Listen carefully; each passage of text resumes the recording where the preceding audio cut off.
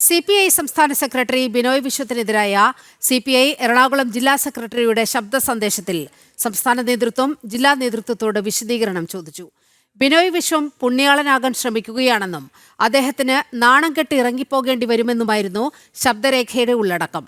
CPI Ernakulam ജില്ലാ secretary KM Dinakaran, സംസ്ഥാന നിർവാഹക സമിതി അംഗം കമല സദാനന്ദൻ എന്നിവർ സംസാരിക്കുന്ന ശബ്ദരേഖയാണ് പുറത്തായത്. ആദ്യം ശബ്ദരേഖയിലേക്ക്.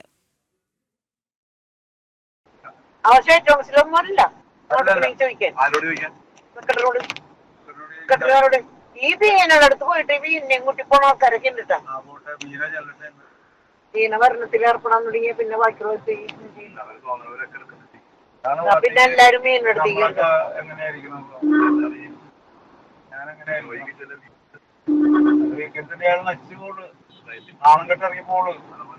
ഇപ്പൊ തന്നെ ആൾക്ക് അതിന്റെ അകത്തിരിക്കുന്ന ആൾക്കാർക്കൊക്കെ ഇഷ്ടക്കുറവായി കുട്ടികളൊക്കെ ഞാനാകുന്നു വിചാരിച്ചു. പുള്ളിക്ക് ആണില്ല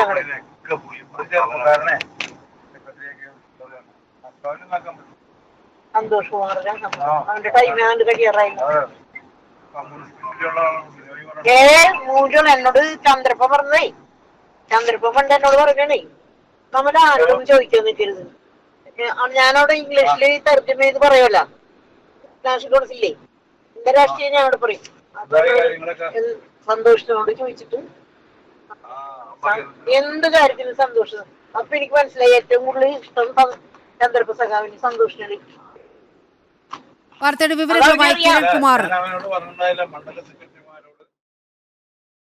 വാർത്തയുടെ വിവരങ്ങളുമായി കിരൺ കുമാർ ചേരുകയാണ്. കിരൺ, ബിനോയ് വിശ്വത്തിനെതിരായ പടപ്പുറപ്പാടാണോ എറണാകുളം ജില്ലയിൽ നിന്നും കാണാനാകുന്നത്?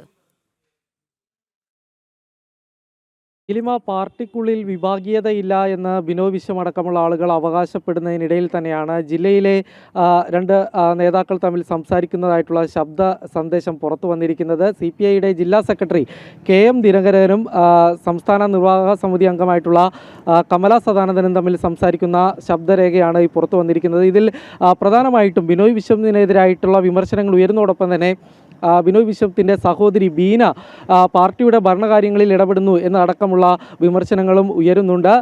ബിനോയ് വിശ്വം ഒരു കഴിവില്ലാത്ത നേതാവാണ്, ഇദ്ദേഹത്തിന് പാർട്ടിയെ നയിക്കാനായിട്ട് കഴിയുന്നില്ല. ഈ തരത്തിൽ പോവുകയാണെങ്കിൽ നാണം കെട്ട് പാർട്ടി സെക്രട്ടറി സ്ഥാനത്ത് നിന്ന് ഒഴിഞ്ഞു മാറേണ്ടി വരും എന്നതടക്കമുള്ള വിമർശനങ്ങളാണ് പ്രധാനമായിട്ടും ഇവർ ഉന്നയിക്കുന്നത്. കൂടാതെ തന്നെ ഈ ബിനോയ് വിശ്വത്തിൻ്റെ സഹോദരിയായിട്ടുള്ള ബീനയെ കൂട്ടിക്കൊണ്ട് ഇവരുടെ പിന്തുണയോടുകൂടി തന്നെ പല ആളുകളും പല കാര്യങ്ങളും നേടിയെടുക്കാനായിട്ട് ബിനോയ് വിശ്വമിനെ കാണാൻ പോകുന്നുണ്ട് എന്നതടക്കമുള്ള വിമർശനങ്ങൾ ഈ കമല സദാനന്ദൻ അടക്കമുള്ള ആളുകൾ ഏതായാലും ഉയർത്തുന്നുണ്ട്. നേരത്തെ തന്നെ ഈ പാർട്ടിക്കുള്ളിലുള്ള ഈ വിഭാഗീയ ചേരിതിരിവിനെ കുറിച്ചുള്ള കാര്യങ്ങളൊക്കെ പുറത്തു വന്നിരുന്നതാണ്. പ്രത്യേകിച്ച് എറണാകുളം ജില്ലയിൽ ഈ സമ്മേളനങ്ങൾ നടക്കുന്ന ഒരു കാലഘട്ടത്തിൽ തന്നെ പാർട്ടിയിലെ വിഭാഗീയത മറനീക്കി പുറത്തു വരുന്നു എന്നുള്ളൊരു വിമർശനം തന്നെയാണ് പ്രധാനമായിട്ടും ഇപ്പോൾ ചർച്ചയാകുന്നത്. വലിയ രീതിയിൽ തന്നെ ഒരു തിരിച്ചടിയായി മാറിയിരിക്കുകയാണ് ഇപ്പോൾ ഈ ശബ്ദ സന്ദേശം പുറത്തു വരുന്നതോടുകൂടി തന്നെ വ്യക്തമാകുന്നത്. കഴിഞ്ഞ ദിവസം, അതായത് ഞായറാഴ്ചയാണ് ബിനോയ് വിശ്വം ജില്ലയിൽ